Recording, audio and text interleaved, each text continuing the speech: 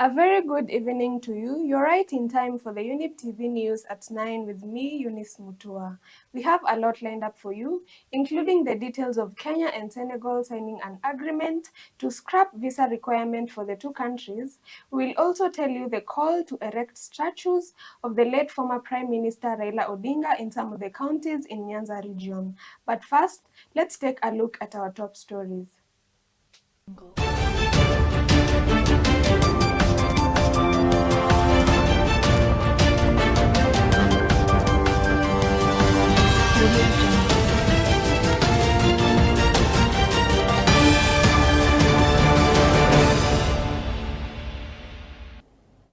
Between the government of Kenya and the Republic and government. Our joint commitment to closer collaboration in trade, peace and security, energy, sports and multilateral affairs.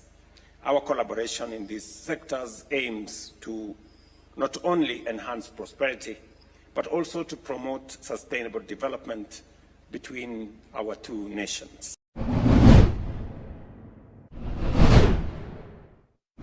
In Kisumu, we, the members of the Bunge la Wananchi, as their president, we are calling upon the leadership of this county, that is Governor Professor Anyang' Nyong'o, to see to it that a statue of Baba is erected immediately in Kondele. It is erected immediately in Kondele flyover roundabout.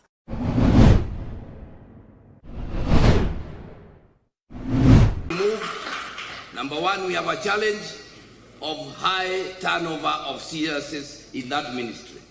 Even before you have agreed with one, we are now in our third one, who is also becoming a bully.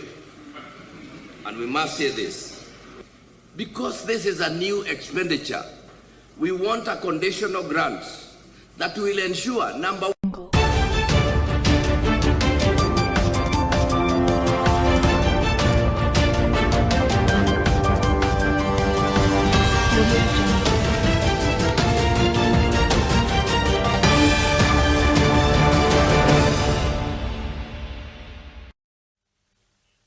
Welcome.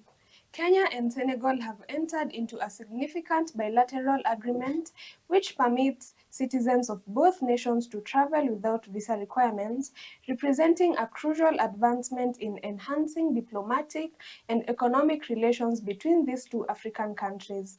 The agreement was formalized on Tuesday afternoon at the State House in Nairobi, with Kenya's Cabinet Secretary for Interior, Kipchumba Murkomen, and Senegal's Minister of Foreign Affairs, Sheikh Niang, signing the document.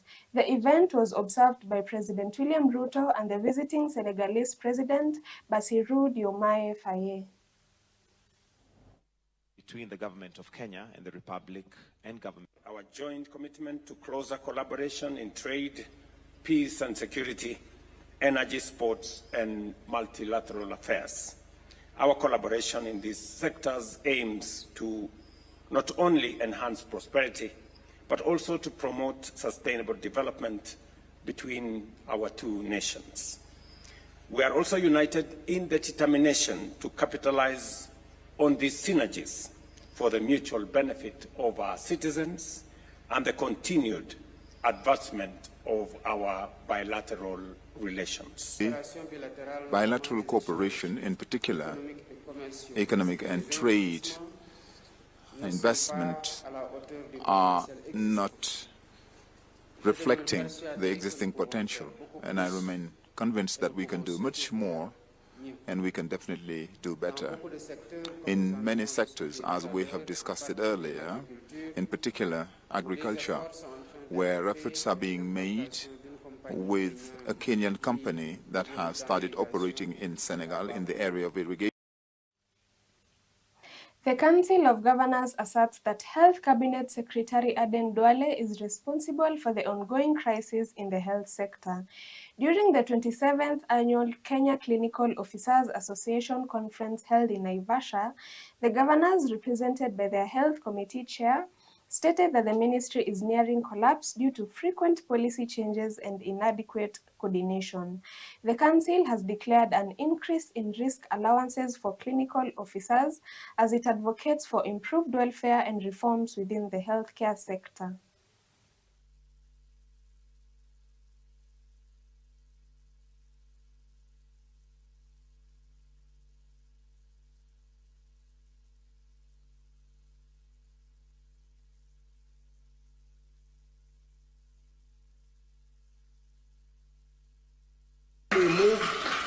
Number one, we have a challenge of high turnover of CSS in that ministry. Even before you have agreed with one, we are now in our third one, who is also becoming a bully. And we must say this.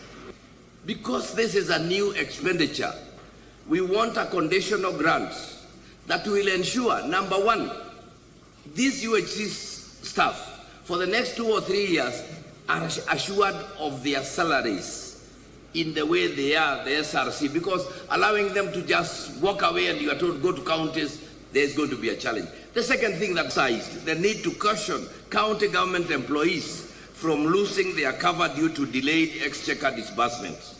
SRC washaweza kupatia ile direction na wakasema allowances fulani ziongezwe kama risk allowance na wamekubaliana nasi.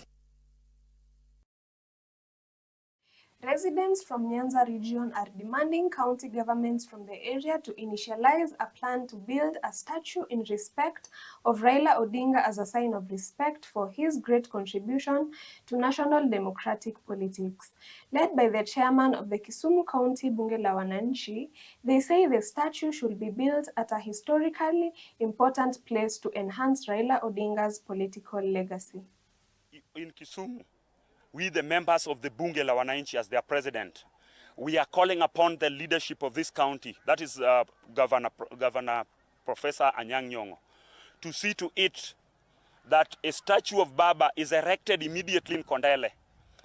It is erected immediately in Kondele flyover roundabout to commemorate such a very gallant soldier, such a very giant and a legend from the Luo community who did positive things beyond his community but united the entire country. We want Kondele being the epicenter of the Luo Nyanza politics. We must have that statue there as quick as possible. Let them work on the supplementary budget and put that statue there for Baba. That is the only time that we will always be happy each and every time whenever we pass at Kondele and see that statue. Yes. We in Migori, there's a place called a Poster. I think the statue will be raised there so that any time we pass around there, we remember Baba and everything that he has fought for. Baba has fought for a lot of things, and today we remember him as the father of democracy and also as the father of devolution as far as all the 47 counties are concerned. Tea farmers have urged the government through the Ministry of Agriculture to find ways to add value to Kenyan tea that will attract better foreign markets and bring more profits to farmers. Speaking during a Women and Youth Empowerment Program at Gatara Grounds, Kiharu constituency in Murang'a, the farmers expressed frustration over the inconsistent payment of tea bonus over the years, with this year's bonus dropping to 30 shillings in Murang'a County factories. It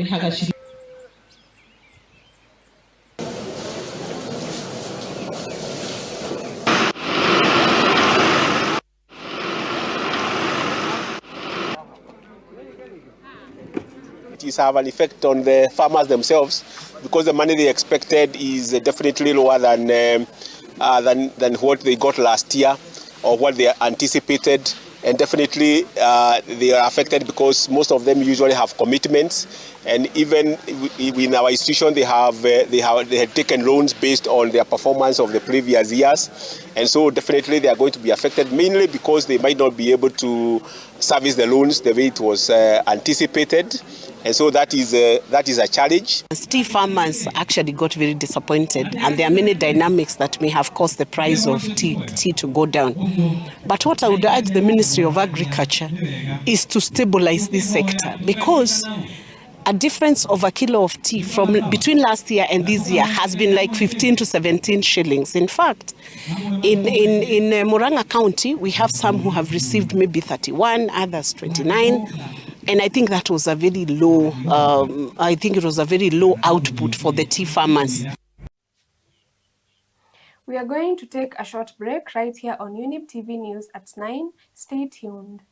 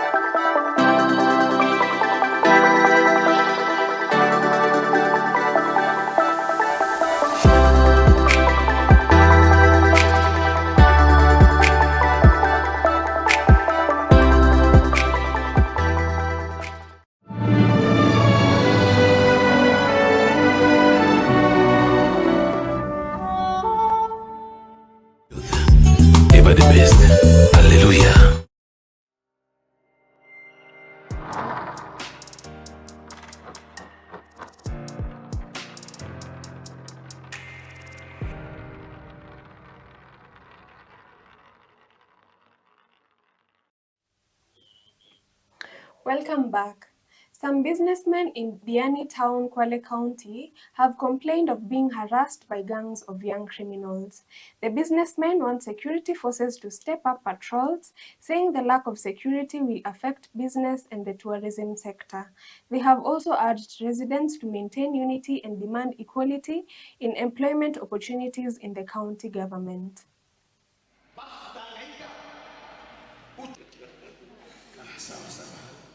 Unapopata jambo ambalo unahitaji msaada, huu ni wakati wa maendeleo.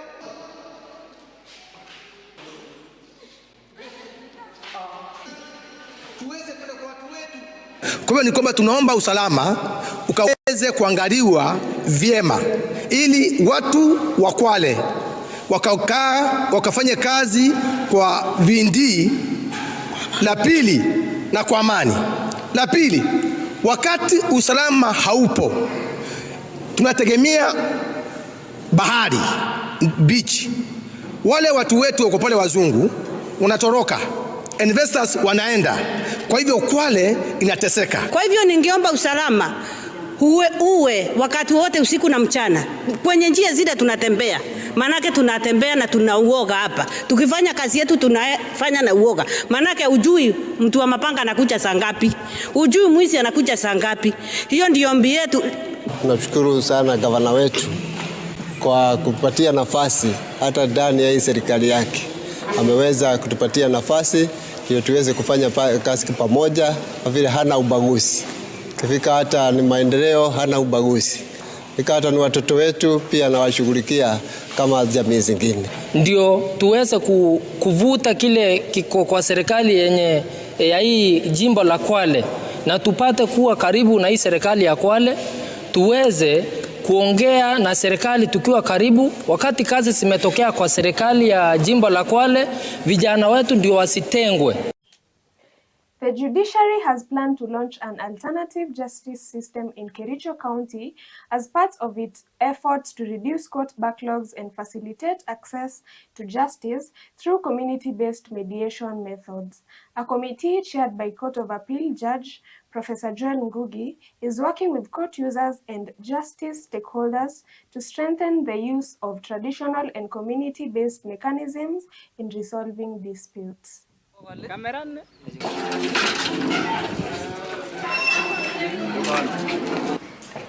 Whose justice are we talking about? Of the deceased. Yes. Those are the victims. Okay? So even when you look, it needs to be taken seriously. And because the question there we always have to ask is, okay? Alright, I see cameras have come in. If people have no rights to be talking about. But we have 19% of Kenyans who have no access to justice. Those are people who are not going to court and they are not going to AJS. So we are hoping that this 19% we can capture them, for example, here in Kericho, and we can channel them appropriately to the different AJS mechanisms. The defilement cases absolutely cannot be taken to AJS, cannot be had through AJS. Some of murder cases, homicide cases cannot be had through AJS, but some homicide cases, especially manslaughter, usually can be had through AJS. In Kericho, the main backlog of cases that are there are succession matters, and that's where AJS will come in very fast, particularly when it comes to distribution of the estate, the disputes within the family. The courts will intervene. At times we send these matters of distribution of the estate to be handled by the elders.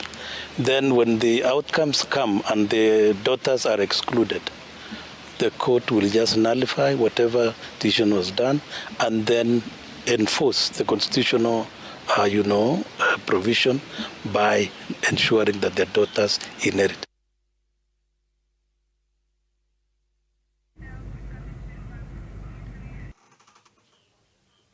The Malindi Land and Environment Court has dismissed an appeal filed by Amu Power against the 2019 decision of the Environmental Panel that annulled the environmental assessment permit for a coal-fired power project in Lamu County. The decision, which was long awaited by Lamu residents and environmental activists, upheld the panel's decision of June 26, 2019.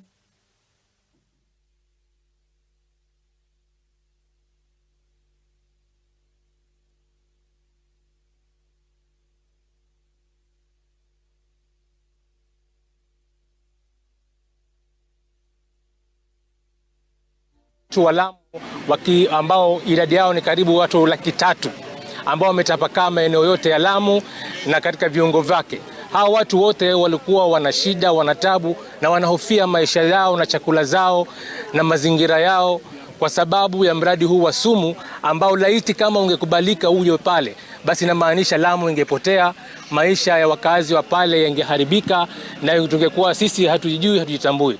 Therefore, it means that if public participation was not followed in accordance with the Constitution, in accordance with the Environmental Coordination and Management Act and its regulations, therefore the foundation of the entire project as well as the foundation of the entire environmental impact assessment license then cannot stand. Leo tuna furaha kubwa kuwa Mungu yuko nasi kwa sababu sisi ni jamii ndogo ambayo tumetoka kule Lamu na tumekuwa kotini kuishtaki serikali kuweza kuondolea mbali mradi huu kwa takriban sasa miaka 8, na leo haki imepatikana kwa sababu ile apili ambayo ilikuwa imewekwa imeweza kubatilishwa na kipengee muhimu kilikuwa ni cha public participation.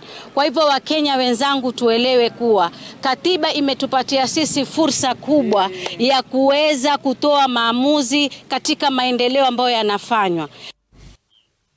Now the news from Lamu County wraps up our bulletin tonight. Thank you for tuning in and choosing to get informed, and of course for making Younib TV the #1 youth TV station in East and Central Africa. Remember, we still have much lined up for you right after this. I am Eunice Mutua. Enjoy the rest of your evening.